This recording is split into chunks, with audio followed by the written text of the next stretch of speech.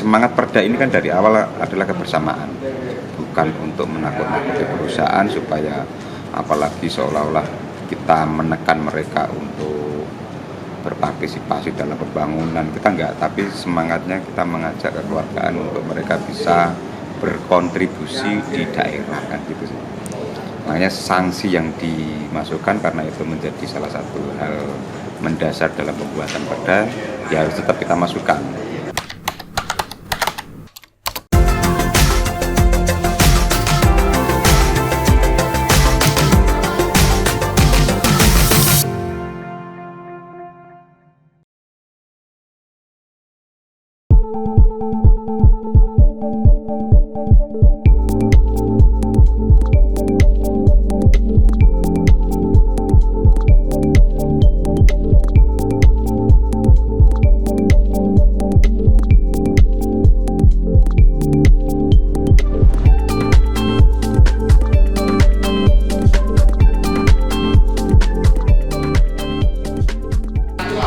Bukan bermasalah, tapi memang ini hasil fasilitasi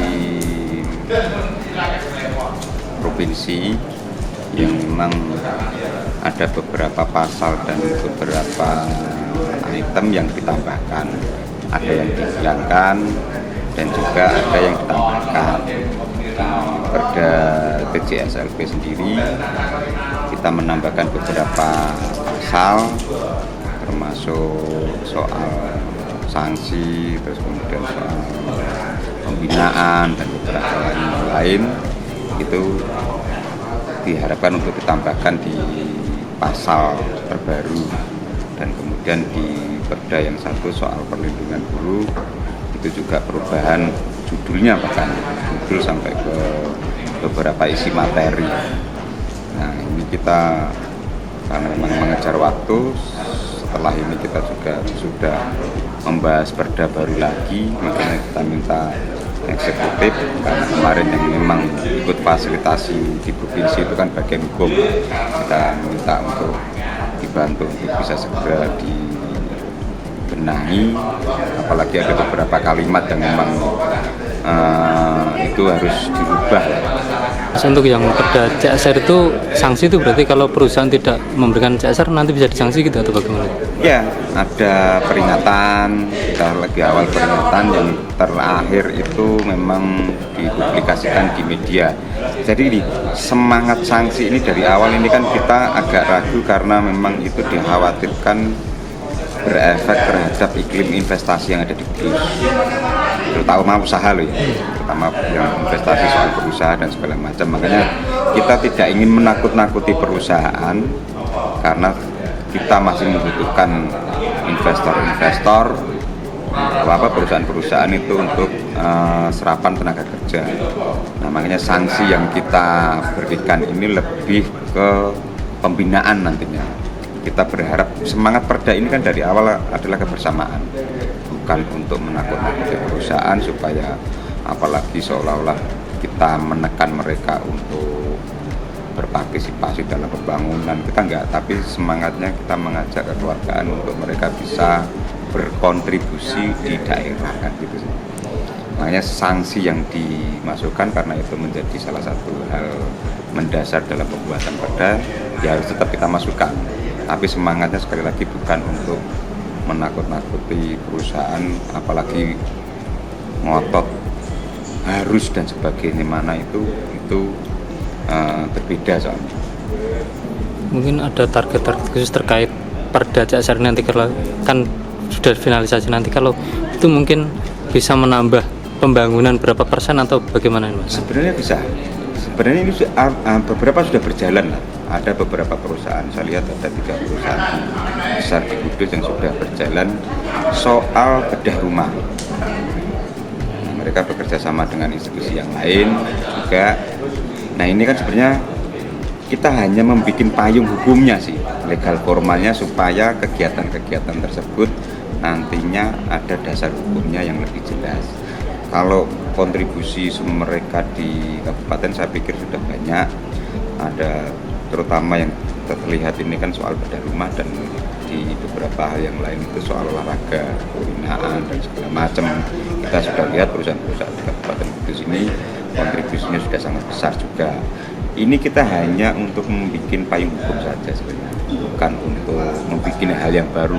Sebelum ada ini pun sebenarnya sudah berjalan, tapi kan ini kita coba atur sehingga terdokumentasi dengan baik. Itu poinnya.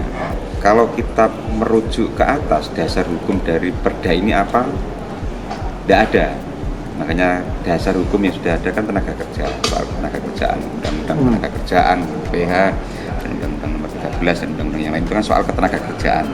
Hanya kalimat itu sebenarnya yang kalau kita perdanya kalimatnya buruh, seharusnya rujukan dasar hukum di atasnya itu undang-undang buruh. Sementara di kita belum ada undang-undang perburuan, yang ada undang-undang tenaga kerjaan. Undang-undang perburuan itu kan hanya sebutan sih, buat aktivis-aktivis, tapi kalimat perundang-undangannya kan tetap tenaga kerjaan. Itu yang kita rubah. Kalau isinya? Isinya secara prinsip nggak ada yang berubah, hanya tinggal pelayanan, menambahi soal pelayanan. Apa sih bentuk pelayanan yang bisa diberikan bagi tenaga kerja? Mungkin nanti pelayanan soal pengurusan dokumentasi, pengurusan soal ketika mereka sakit BPJS dan segala macam. Nah itu juga masuk kan sebenarnya. Tapi kita kemarin memang belum memasukkan itu, sehingga salah satu yang diminta oleh provinsi fasilitasi itu untuk menambahkan poin-poin tersebut. Kalau nanti perda ini sudah bisa dijalankan, dampaknya ke buruh kerja apa? Jadi ada beberapa kasus yang sebenarnya semangat dari perburuan ini muncul itu kan karena memang ada beberapa kasus. Salah satu yang menjadi momok kita itu kan soal tenaga kerja asing, di luar negeri, TKI.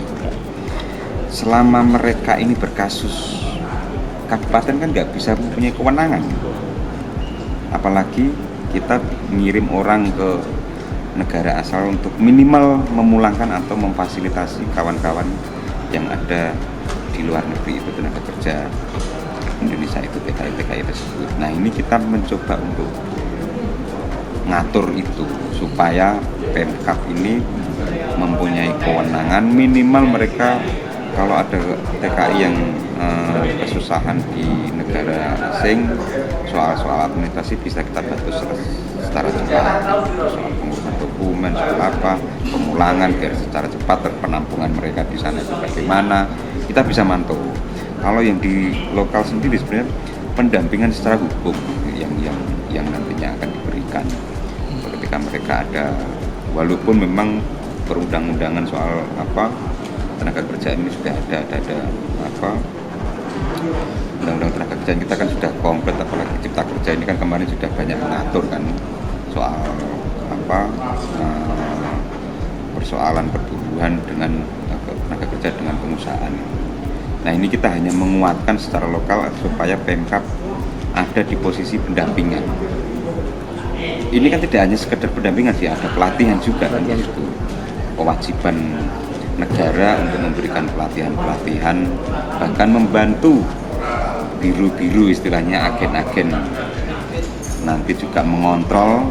Kita mempunyai kekuatan kontrol bagi agen-agen penyalur tenaga kerja, kita mengatur di situ. Jadi tidak hanya persoalan perburuan tapi juga soal agen-agen penyaluran tenaga kerja dan segala macam kita atur semua supaya nanti lebih terkontrol ke depannya.